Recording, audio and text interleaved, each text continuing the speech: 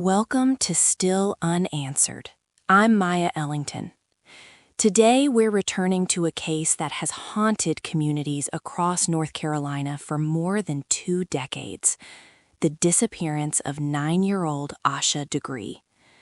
It's a quiet, cold night in February 2000, a child who loved basketball and pigtails, and then nothing. We'll walk the timeline slowly, listen to what the evidence really says, and talk about the single object that surfaced later and changed the investigation: a backpack. This episode is careful. It's victim-centered. We'll stick to documented facts and responsible context. Thanks, Maya.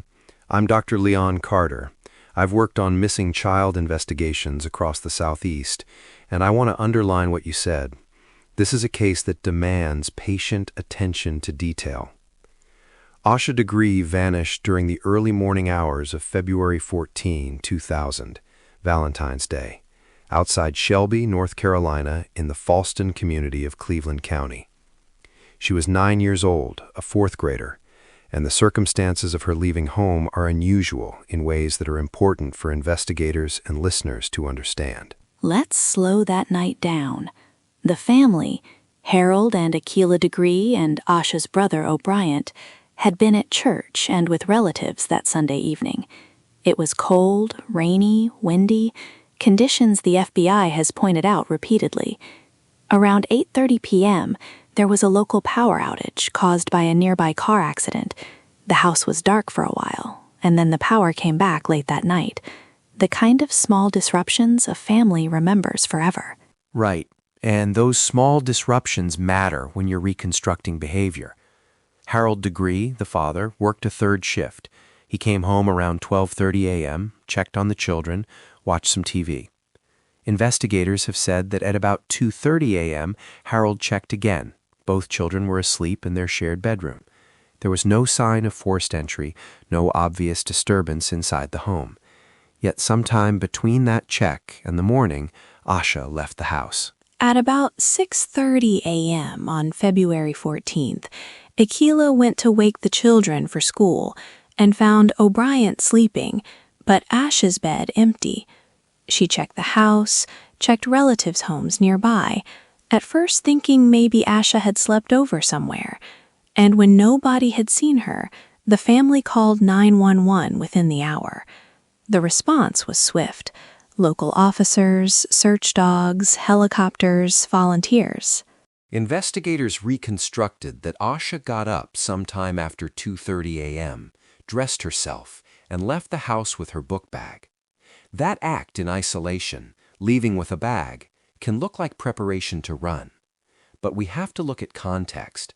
No internet, limited TV, a strict household with church and school emphasis.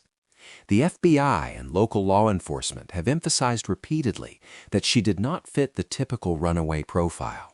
Leon, the last confirmed sightings place her on NC Highway 18, right? Multiple motorists saw a small African-American girl walking in the rain between about 3:15 and 4 a.m. Some said she seemed purposeful. Others said she might have been carrying a book or wearing a backpack.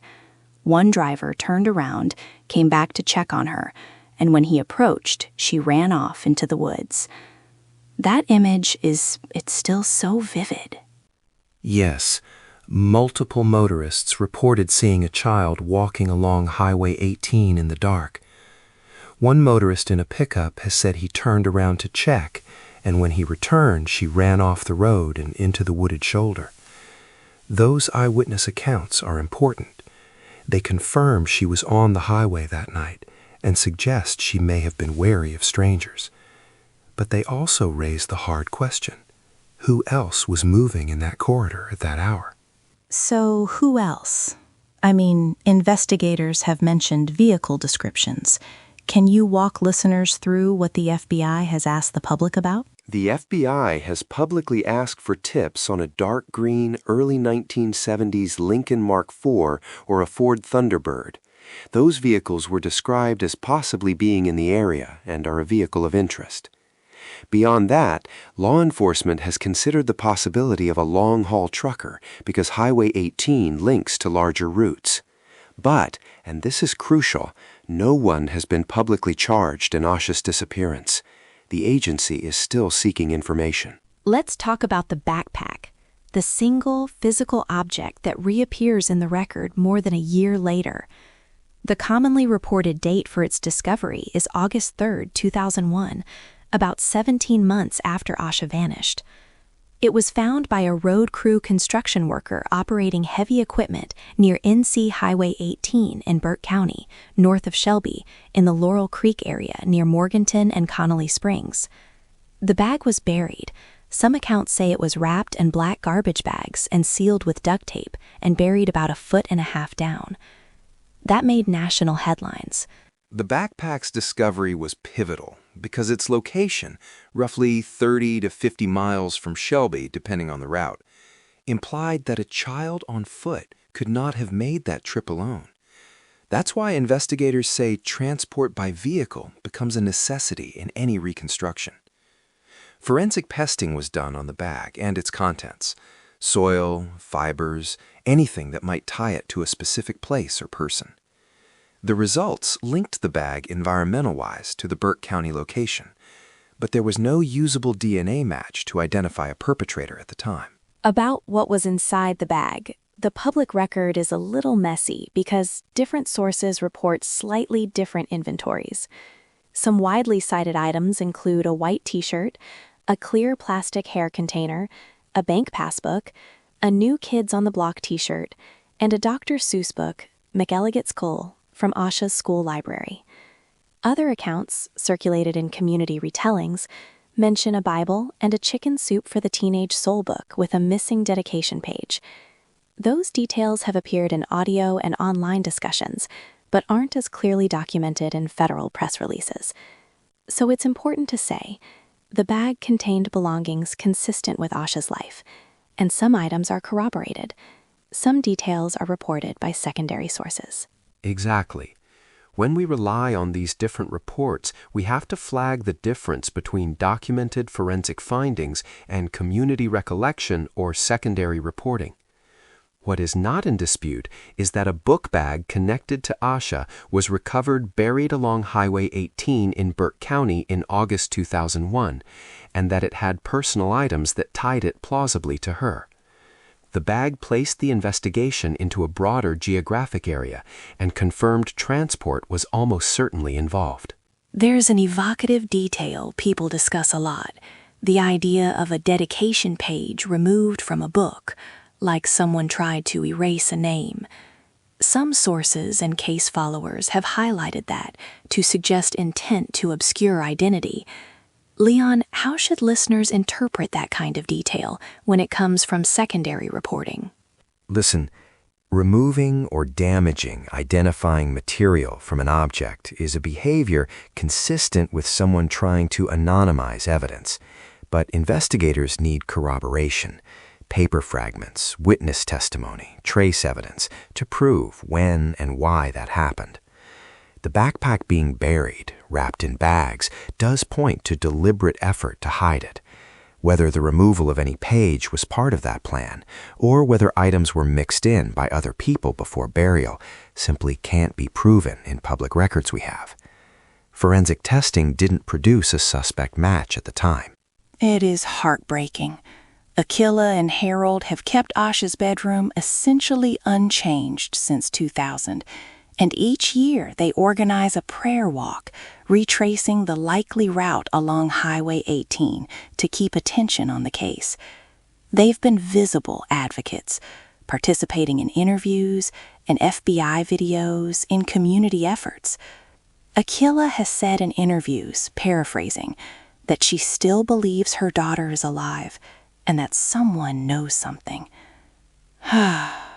Those moments, the preserved room, the walk, they're a human plea as much as an investigative point.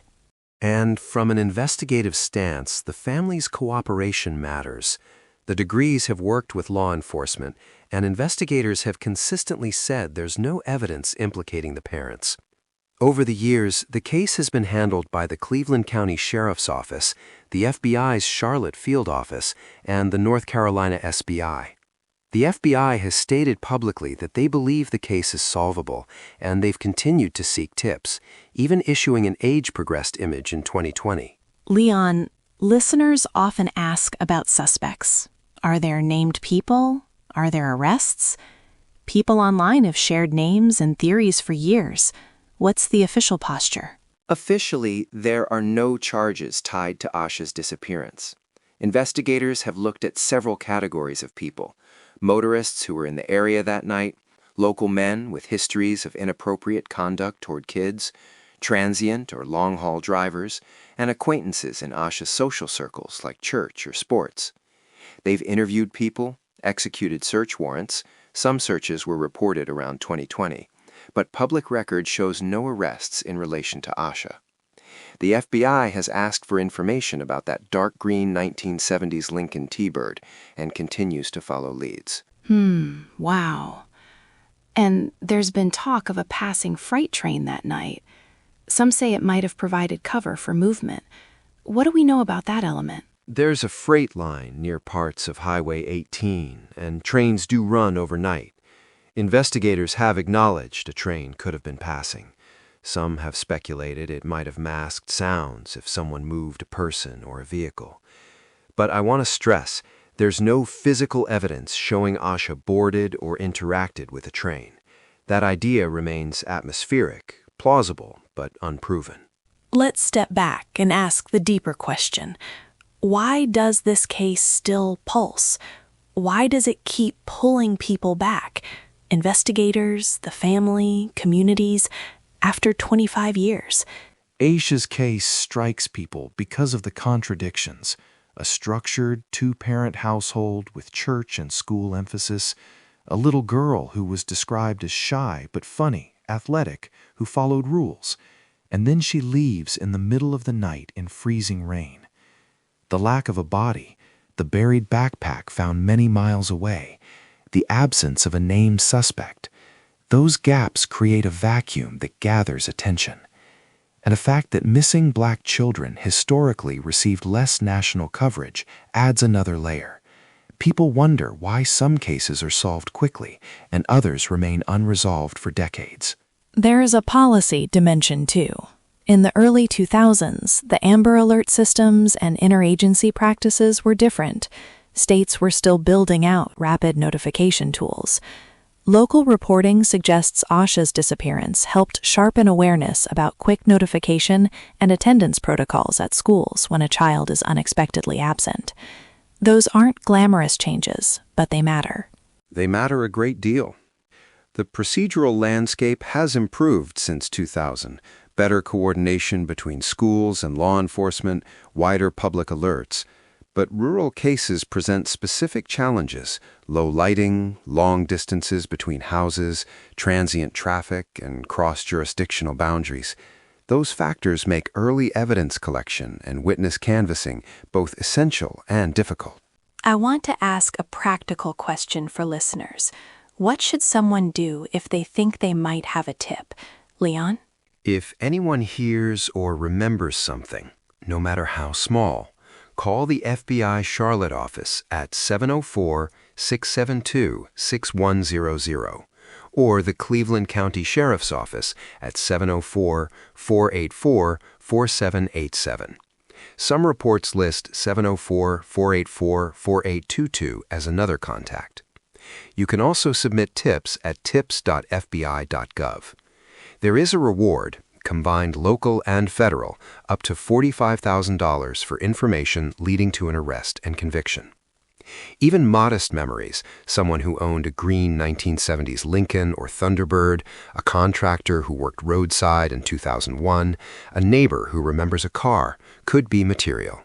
I'll want to say, please, if you're listening and you have an inkling, call. There's no such thing as an unimportant tip. Asha's family has preserved a space and a life around the hope someone will remember. They've organized prayer walks every year.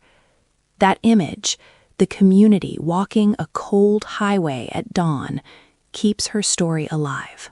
From a criminology viewpoint, cold cases often turn on one small lead: a memory jogged, a discarded photograph, a confession to a friend. Modern DNA techniques and cross-database searches have solved cases once thought impossible. The backpack gave investigators location clues and reconstructed the necessity of vehicle transport. That alone narrowed hypotheses considerably, even if it didn't point to a person at the time. I see. Can we go back to the eyewitness timeline for a moment? Multiple motorists saw Asha walking on Highway 18 between about 3:15 and 4 a.m. One turned around and she ran into the woods. Other descriptions emphasize she walked with purpose, not stumbling. You've worked these kinds of witness statements before. What does that tell you? A purposeful gait suggests a child who knows where she's headed or who is determined. It can also reflect fear, walking quickly away from an approaching car, for instance. The earlier incident, Asha once walking to a friend's house at night without permission, shows she had tested boundaries before. But investigators consistently note the bigger picture: a 9-year-old with no money, in freezing rain, little reason to travel far alone. That makes opportunistic encounters with a predator or someone providing transport more likely in many investigative models. Wow. Yeah. About the backpack recovery scene, some accounts describe the construction worker hitting a bag with his equipment, opening it, seeing the bag with Asha's name or identifiable items, and later realizing the significance when media coverage matched what he'd found. That moment, the machine ripping plastic, the slow discovery, reminds you how much luck, timing, and ordinary work can uncover a tiny piece of a large mystery. Some online reconstructions say the bag was wrapped in 2 black garbage bags and taped. Others report it was buried about 18 inches down. Those are details many people remember discussing in community threads. Forensically, soil and environmental analysis tied the bag to the Burke County find site, which supports the idea it was actually placed there rather than transported there shortly before discovery. But tests couldn't date the burial precisely or produce a suspect DNA match. That's frustrating for families and investigators alike. The object validates the story of transport and concealment, yet it doesn't solve who did it. So much frustration. The investigation has been renewed several times. 2012 billboards asking for tips, the FBI's anniversary releases, an age-progressed image in 2020, and search warrants executed in 2020 linked to unnamed leads. Media reports in recent years, some as late as 2025, have hinted investigators think she may have been killed and moved by people from Shelby, but those reports don't lay out public evidence or names. How do we parse that? We parse it carefully. Investigators often pursue multiple lines quietly, interviewing, testing, executing warrants, without announcing every step. Media reports sometimes interpret investigative activity as implying conclusions, but unless charges are filed or officials release evidence, those remain investigative leads or theories, not proven facts. The absence of a named suspect in public records means law enforcement either lacks prosecutable evidence or is protecting the integrity of ongoing inquiries. That's an important distinction. Let me ask you this. How does race and media attention play into public perception here? Asha's case has had long-term attention, but advocates have argued that missing Black children historically get less coverage. Where does Asha fit in that pattern? Asha's case is in some ways an exception. It has maintained local and periodic national attention because of the family's persistence and the unusual, unresolved elements.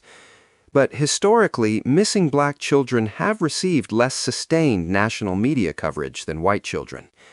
That differential attention can affect public awareness, the volume of tips, and pressure to resolve a case. It's one reason advocacy, community remembrance, and law enforcement persistence are so important in cases like this. I want to be careful about online rumors and speculation. Listeners, please avoid amplifying unconfirmed names or accusations. Stick to verified facts.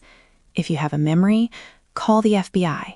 If you have a photo or old registration records, call them. Don't post accusations on social media. That can ruin lives and hinder investigations. Absolutely. False leads cost time and resources, and they can re-traumatize families. If someone is uncertain about a memory, call investigators confidentially. Law enforcement is equipped to evaluate credibility and follow up appropriately. The tip lines are there for that reason, and the reward, up to $45,000 depending on combined federal and local contributions, exists to encourage people to come forward. Leon, I want to ask about technical forensic options today. The backpack produced no usable DMA match then. Could modern techniques change that if items are retested? Potentially, yes. Advances in DNA technology, like improved recovery from degraded samples, touch DNA analysis, and searchable genealogy databases in some cases, have reopened cold cases successfully. But success depends on whether viable DNA exists on the objects and whether the items have been preserved correctly. Additionally, soil and environmental forensics have improved, and combined with digital re-examination of witness timelines, sometimes new lines of inquiry emerge. It's not guaranteed, but it's a reason to keep evidence intact and investigations active. Right. There's also the human element. People move, die, or forget. An elderly neighbor who once owned that green Lincoln may not remember by name, but a neighbor might recall the car sitting in a yard. Those little communal memories, garage talk, old ads, a man who worked on the roadside, can matter. Leon, is that why volunteers and community searchers were so important early on? Yes, community canvases in the immediate aftermath are crucial. They capture impressions while memories are fresh. Who was driving unusual vehicles, who was on the road, who worked nights. In rural areas, people notice things. A trucker sleeping in a cab, a car with a broken taillight. Those observations can crystallize into usable leads if captured quickly. That's why prompt reporting and quick public outreach matter so much. Yeah. I want to circle back to the image of Asha, a little girl who loved basketball, who fouled out of a game and was upset about it in the days before she vanished. Classmates called her lighthearted and funny. She often wore pigtails. Those human details are what I always return to, because she is not a case file. She's a child who loved the things children love. And framing investigations around that victimology, her age, routine, social circles, helps narrow hypotheses responsibly. The FBI and local police have said small acts of boundary testing, like the prior incident of her walking to a friend's house, were consistent with a 9-year-old testing limits, not a child planning an extended escape. That context helps explain why many investigators remain skeptical of the runaway theory, and why they focus on the possibilities of someone offering transport or coercion. I want to remind listeners of the concrete details for tips one more time. FBI Charlotte, 704-672-6100. Cleveland County Sheriff's Office, 704-484-4787. And some reports list 704-484-4822. Or submit tips at tips.fbi.gov. And there's a combined reward of up to $45,000. If you're listening and you think, I remember a green T-bird in 2000, please call. That detail could be a piece of a larger puzzle. And one small encouragement. Even tips that feel insignificant to you matter. A registration card, a scrap of memory about a man who used to work on roadside crews, a photo of a car with a missing hubcap. These can create leads that investigators can verify. Cold cases often break when someone decides to come forward with what they know. Before we close, there's this persistent specter of online sleuthing and rumor. The family has faced speculation for years. They maintain their dignity publicly while also pleading for answers. We owe them care in how we discuss this. So I'll ask you directly, Leon, what's the best way to keep attention on a case like this without feeding rumor? Focus on verifiable facts. Encourage tips to law enforcement rather than public naming and shaming. Amplify official requests for information, like vehicle descriptions, and support the family's efforts to keep the story in the public eye through memorials and scholarships. Responsible journalism and community advocacy keep cases alive in a way that helps, not harms. That's sound counsel. The backpack is a haunting symbol for me. Buried, wrapped, found by a contractor, proof of movement. Proof someone tried to hide a piece of that night, but not proof of who. It's the half-told story that pushes investigators to keep trying. We as a community have to keep asking, who drove that stretch of road that night? Who owned a dark green 1970s Lincoln? Who put a child's bag in the ground? Those are the exactly right questions to keep repeating. Investigations are iterative. Repeatedly asking targeted questions prompts different people to remember different things. When the FBI and local investigators release specific requests, like asking about that vehicle, people with even vague recollections sometimes realize they have a memory that can be useful. Okay, practical closing. If you have information, FBI Charlotte 704-672-6100. Cleveland County Sheriff 704-484-4787 or 704-484-4822. tips.fbi.gov. Reward up to $45,000. If you're in Shelby or in the Laurel Creek area and you used to work roadside construction or owned an old Lincoln or Thunderbird, please call. And to everyone listening, keep the nuance. There are no public arrests in this case, the family has cooperated fully, and law enforcement continues to pursue leads. The FBI has said publicly that they believe the case is solvable, and they keep following tips. If you have anything, even if you're not sure, call. Do it confidentially if that's what you prefer. Thank you, Leon, for your clear head and your steadiness. For listeners, we'll include those numbers in the episode notes. We'll also put links to the FBI's public releases about Asha, so you can read the official language if you want to. Before we sign off, one last image. Every February, the community walks that highway at dawn. They carry the memory of a little girl in pigtails who liked basketball and jokes, and they refuse to let the world forget her. That's where this story lives for me. Thank you, Maya. That image matters. Cold case work isn't just about forensics. It's about memory, community, and refusal to forget. Keep asking those questions. Keep the family's dignity at the center. And encourage people with information to contact authorities. Thank you, Leon. To our listeners, if this episode moved you, share it. Not the rumors, but the facts and the numbers. If you were affected by this story or have memories to share, reach out to authorities. And if you need support, connect with local victim advocates. Asha was 9. She deserves our careful attention. Short note. If you're interested in the investigative material, the FBI has multiple public items on Asha's case: the 2012 press release, the 2020 age-progressed image, and the 2020 renewed tips request. Those are good factual starting points for anyone wanting to help responsibly. We'll link to the FBI's public pages in the episode notes. Thank you for listening to Still Unanswered. I'm Maya Ellington. Be patient with each other. This case, like many, asks us to hold grief and the possibility of justice at the same time.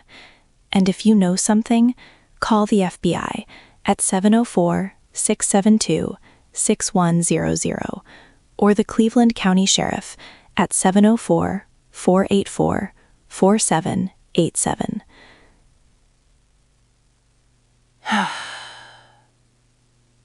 Good night. Good night, Maya. And to everyone listening, take care.